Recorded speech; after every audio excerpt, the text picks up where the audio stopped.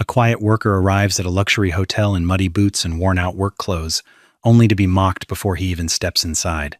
But when the hotel's owner appears and calls him her partner, everyone realizes he is the man who secretly saved the entire building, and maybe her heart too.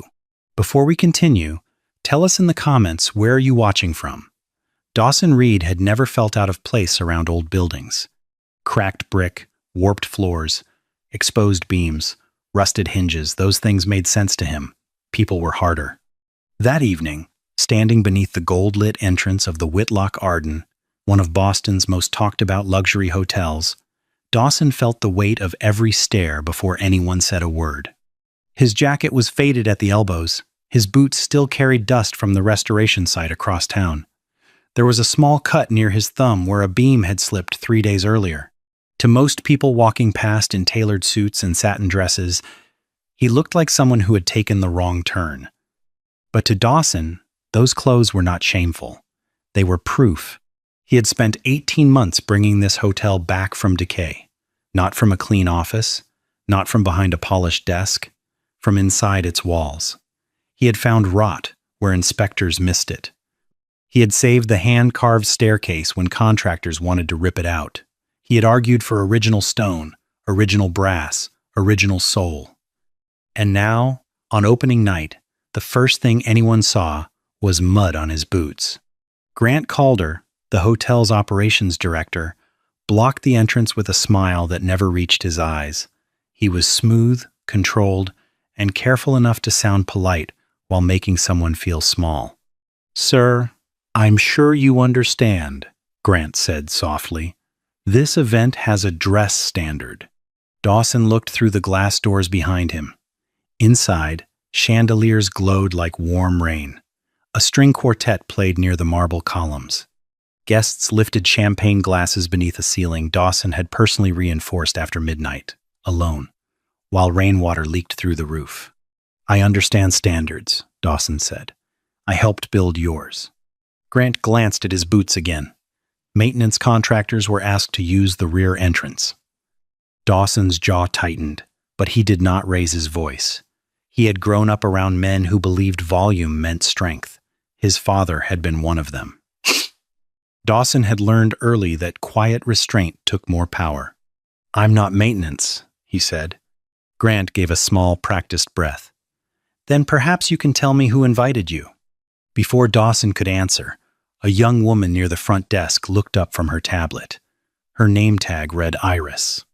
She had been watching long enough to understand something was wrong, but not long enough to know how brave she wanted to be. She stepped forward carefully. "Mr. Reed is on the private list." Grant's face barely changed, but Dawson saw the irritation flicker. "Thank you, Iris," Grant said. "I'll handle it." Dawson looked at her. "You didn't have to do that." Iris lowered her voice. "I saw your name in the owner's file." That was when Dawson heard heels crossing the lobby. Not hurried, not dramatic, controlled. Mara Whitlock moved through the crowd in a dark emerald evening dress.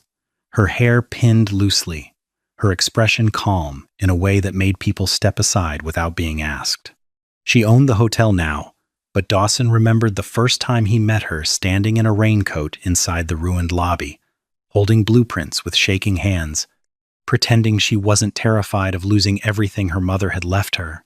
Her eyes found Dawson, and for half a second the luxury, the guests, the music, all of it disappeared. She saw the cut on his hand first, then the guarded look on his face, then Grant standing between him and the door. "Mara," Dawson said quietly. Her expression softened, but only for him. Grant turned with a professional smile. "Miss Whitlock, there seems to be a misunderstanding." Mara stopped beside Dawson, close enough that he could smell her perfume beneath the faint scent of rain from outside. "Yes," she said. "There does." Grant's posture shifted. "I was ensuring the guest experience remained consistent." Mara looked at Dawson's jacket, his boots, his tired eyes. Then she looked back at Grant. "The guest experience," she said, "begins with knowing who deserves respect before you know what they own." A few nearby guests had gone quiet. Dawson hated attention. He hated being turned into a symbol. But Mara's voice was not loud. She was not performing. She was protecting something. Him, and maybe, for the first time, the hotel too. She placed one hand gently against his arm. "Come inside," she said. "We still have a speech to survive." Dawson tried to smile, but it came out tired. "You know I hate speeches." "I know," Mara said. "That's why I wrote yours short." He looked at her then, really looked, and the tension in his chest loosened just enough to hurt. Because beneath all the polished lights and expensive flowers, Dawson understood the truth. Tonight was not just about a hotel opening. It was about whether people like him were allowed to stand in the rooms they helped create. And whether Mara Whitlock was brave enough to say it out loud. Inside the Whitlock Arden, Dawson felt the room change around him. Not loudly, not all at once, but in small ways. A guest who had looked through him at the door now studied his face with sudden interest. A waiter slowed near the staircase. Grant Calder stayed behind them with his mouth closed, but his eyes were already working, calculating how much damage had been done. Mara noticed it too. She leaned slightly toward Dawson as they walked. "Don't disappear on me." "I was thinking about it." "I know." That was the thing about Mara. She heard the words people did not say. Maybe that was why Dawson had trusted her, when almost everyone else at the restoration meetings treated him like a hired pair of hands. 18 months earlier, the Whitlock Arden had been a dying property wrapped in legal trouble and family pressure. Mara's late mother had dreamed of restoring it, but after her passing, investors wanted it stripped, modernized, and flipped into something colder. Glass walls, generic suites, a rooftop bar with no memory. Mara had almost signed the papers. Then Dawson found the old service corridor beneath the west wing. Inside, behind a sealed brick arch, he discovered original plans from 1911, handwritten notes, and a structural flaw that explained why the hotel had failed inspection twice. That discovery saved Mara millions. But more than that, it saved the identity of the building. From that week on, Mara stopped calling him the restoration consultant. She called him when investors pressured her. She called him when architects talked over her. She called him the night she stood alone in the ruined ballroom and admitted, with a broken laugh, "I don't know if I'm strong enough to finish this." And Dawson, who had never been good at pretty words, had simply said, "Then we finish the next wall. Not the whole hotel, just the next wall." That became their rhythm. One wall, one window, one difficult day. Somewhere between dust, coffee, arguments over wood stain, and late nights under temporary lights, respect became friendship. Friendship became something neither of them named. Now, as they crossed the ballroom together, Dawson felt the weight of that unnamed thing more than ever. Mara guided him toward a quieter side hallway near the old library. The music softened behind them. "You should have told me Grant was treating contractors like that," she said. Dawson looked at the framed photographs on the wall, old hotel staff from decades ago. Bellmen, housekeepers, cooks, porters. Ordinary people standing proudly in uniforms, part of something bigger than themselves. "I didn't want to make opening night about me." "It isn't about you," Mara said. "It's about what this place becomes now." Before he could answer, voices came from around the corner. Grant's voice. "He's useful, I'll admit that," Grant said quietly. "But putting him on stage tonight is a mistake. Investors came here for polish, not a sentimental construction story." Another man replied, "Mara trusts him." Grant gave a dry laugh. "Mara trusts everyone who makes her feel less alone. That doesn't make him partner material." Dawson stopped. Mara stopped with him. For a moment, the hallway seemed too still. Dawson looked away first, his face unreadable, but Mara saw the hurt he tried to bury.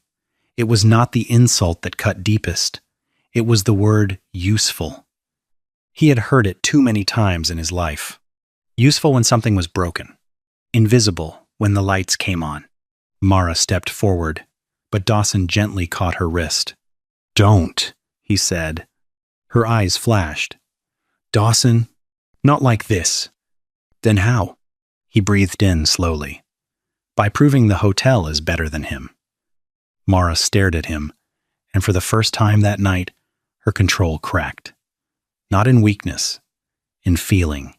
That is what scares me about you, she whispered. What? You still protect rooms that barely protected you. Dawson's hand was still around her wrist. He noticed and let go carefully. Mara did not move away. The silence between them changed. It became warmer, heavier, honest. Then Iris appeared at the end of the hallway, pale and breathless. Miss Whitlock, she said. Sorry, but there's a problem in the east dining room. Mara straightened. What happened? The ceiling detail near the old vent is dripping. Guests haven't noticed yet, but the plaster is swelling. Dawson's eyes sharpened immediately. That vent was sealed, he said. Iris swallowed. Grant ordered the floral team to hang a water feature display there this afternoon. He said it would photograph better. Mara closed her eyes for 1 second. Dawson was already moving. No speech, no pride, no hesitation. By the time they reached the east dining room, a thin line of water had begun sliding down the restored plasterwork directly above a table of investors. Grant stood nearby, frozen between denial and panic. Dawson looked up once and understood the whole problem. Kill the pump, he said. Grant blinked. What? Dawson turned to him, calm but firm. Now. And for the first time that night, Grant obeyed. The east dining room went quiet in the wrong way. Not silent enough for panic, but quiet enough for people to notice that something had shifted. A few guests looked up from their plates. One investor slowly lowered his glass. A waiter stood frozen near the wall, unsure whether to move or pretend nothing was happening. Dawson stepped beneath the damaged ceiling detail and studied the plaster with the focus of a man reading a familiar wound. Move that table 6 feet back, he said. Grant looked embarrassed by the instruction. We can call facilities. Dawson didn't even look at him. You can call them after you move the table. Mara turned to the waitstaff. Please help our guests relocate to the library lounge. Offer champagne and dessert service there.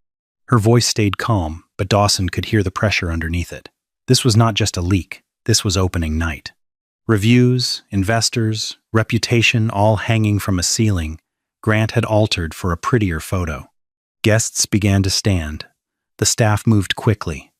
Iris guided people with a steady smile, though her hands shook slightly. Dawson grabbed a linen napkin from a service tray, folded it, and pressed it gently against the swelling edge of plaster to test the moisture. Then he stepped onto a chair, reached the old vent trim, and found exactly what he feared. A hairline crack had opened along the restored seam. Small leak, he said, but if that plaster gives, it'll fall in one piece. Grant's face drained. You can't know that. Dawson looked down at him. I saved that plaster. No anger, just fact. Mara's eyes moved from Dawson to Grant.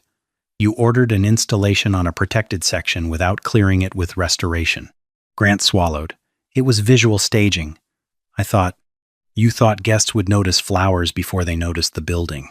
That landed harder than shouting would have. For the first time, Grant looked around the room as if he was truly seeing it. The carved trim, the restored brass vents, the old wall lamps glowing with soft amber light, the work behind the beauty. Dawson climbed down and rolled up his sleeves. I need a ladder, towels, painter's tape, and someone from maintenance who knows where the old shutoff panel is. Iris stepped forward. I do.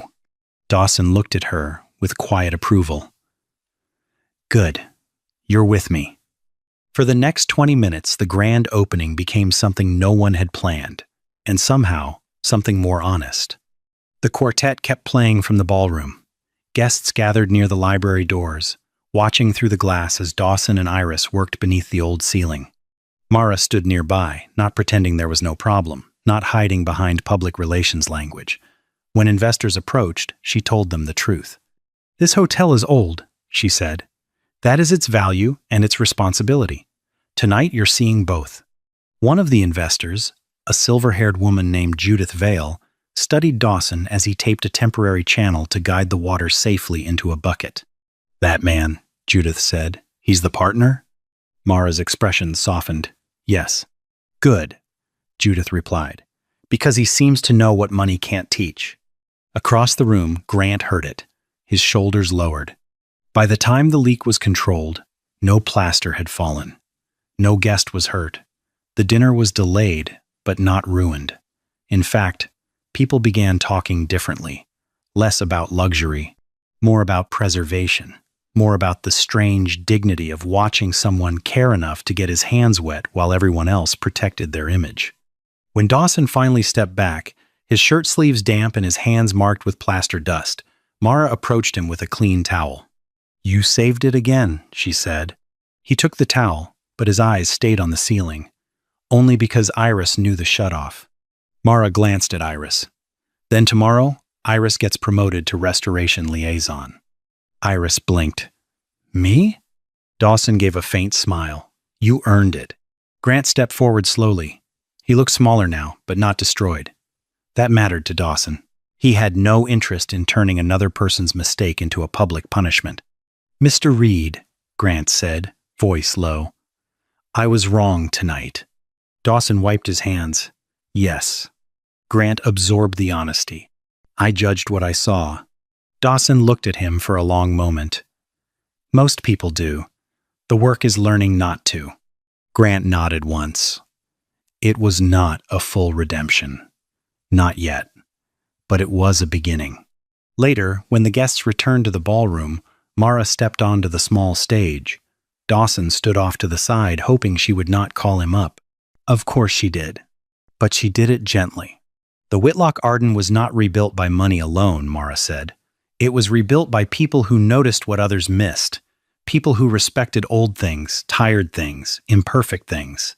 Her eyes found Dawson. And sometimes the person standing outside in work boots is the one who understands the heart of the room better than anyone inside it. Dawson walked up beside her, uncomfortable under the lights. Mara did not make him speak. She simply reached for his hand where no one could see behind the podium. He let her.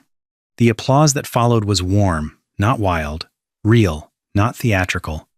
After midnight, when the guests had gone and the hotel finally breathed in peace, Dawson and Mara stood alone near the restored front doors. Rain tapped softly against the glass.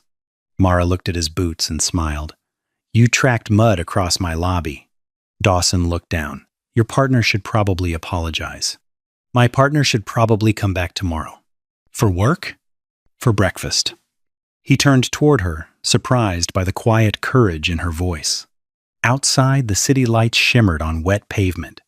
Inside, the old hotel glowed like it had been waiting years for this exact silence. Dawson smiled, small but real. "Breakfast sounds serious." Mara stepped closer. "It is." And this time, when Dawson looked through the glass doors, he did not feel like a man waiting to be allowed in. He felt like someone who had finally come home.